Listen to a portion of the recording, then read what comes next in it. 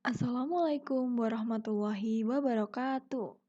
Apa kabar semuanya? Hari ini kita akan belajar mengenai arsitektur perbankan Indonesia.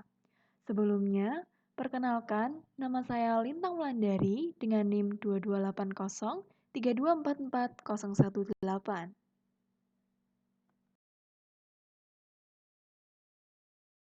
Sebelum kita belajar lebih jauh, ada baiknya kita mengetahui dulu latar belakang dari arsitektur perbankan Indonesia.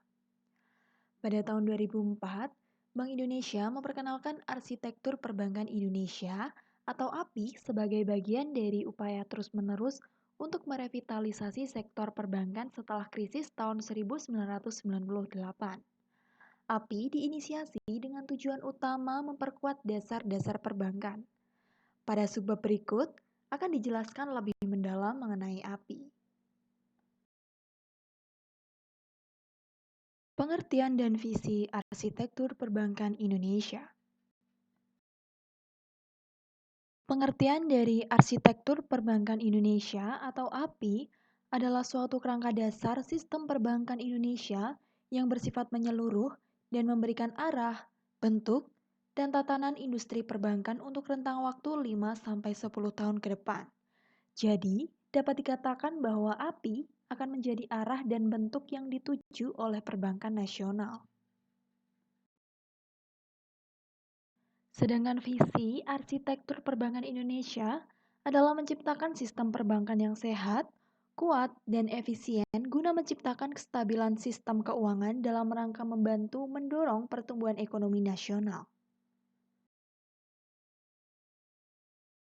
Berikut adalah pilar-pilar arsitektur perbankan Indonesia.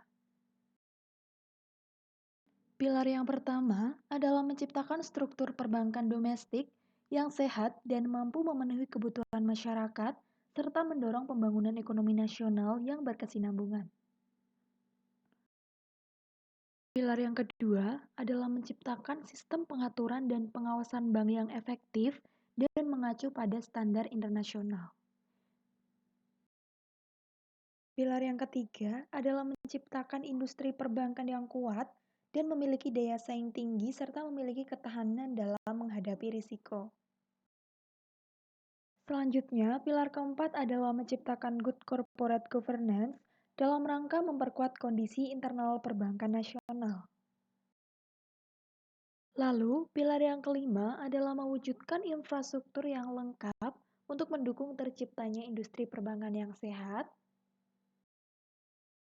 Kemudian, pilar yang terakhir adalah mewujudkan pemberdayaan dan perlindungan konsumen jasa perbankan.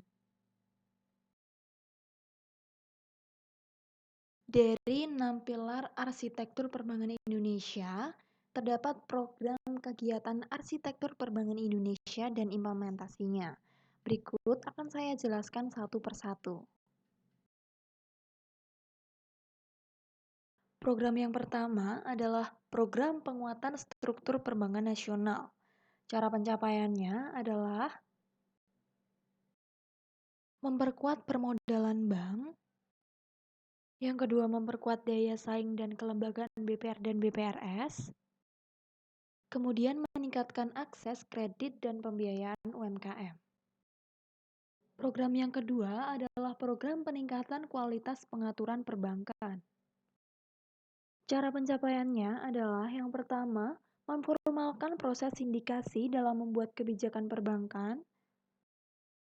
Kemudian implementasi secara bertahap international best practice.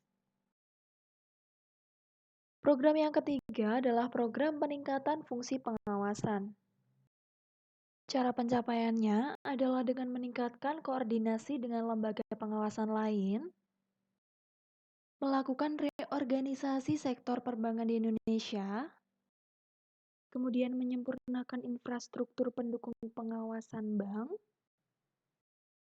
menyempurnakan implementasi sistem pengawasan berbasis risiko, kemudian yang terakhir adalah meningkatkan efektivitas enforcement. Selanjutnya, program yang keempat adalah program peningkatan kualitas manajemen dan operasional perbankan. Cara pencapaiannya yang pertama adalah meningkatkan good corporate governance, lalu meningkatkan kualitas manajemen risiko perbankan, dan meningkatkan kemampuan operasional bank. Program yang kelima adalah program pengembangan infrastruktur perbankan.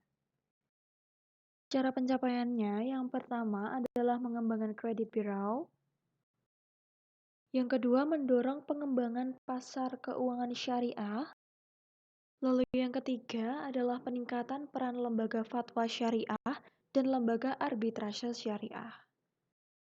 Program yang terakhir adalah program peningkatan perlindungan nasabah.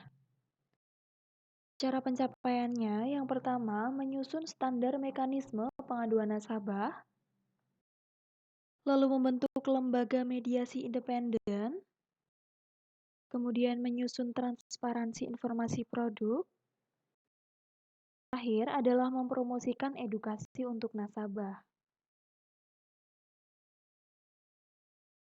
Dari pemaparan materi yang telah disampaikan tadi, dapat ditarik kesimpulan bahwa arsitektur perbankan Indonesia atau API merupakan suatu kerangka dasar pengembangan sistem perbankan Indonesia yang bersifat menyeluruh untuk rentang waktu 5-10 tahun ke depan.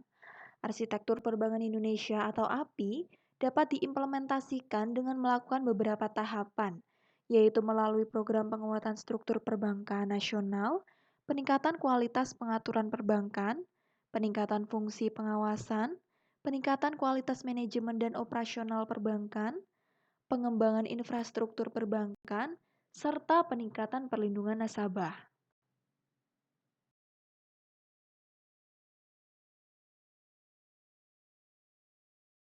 Selesai sudah materi arsitektur perbankan Indonesia. Terima kasih, semoga materi yang saya sampaikan tadi dapat bermanfaat. Wassalamualaikum warahmatullahi wabarakatuh.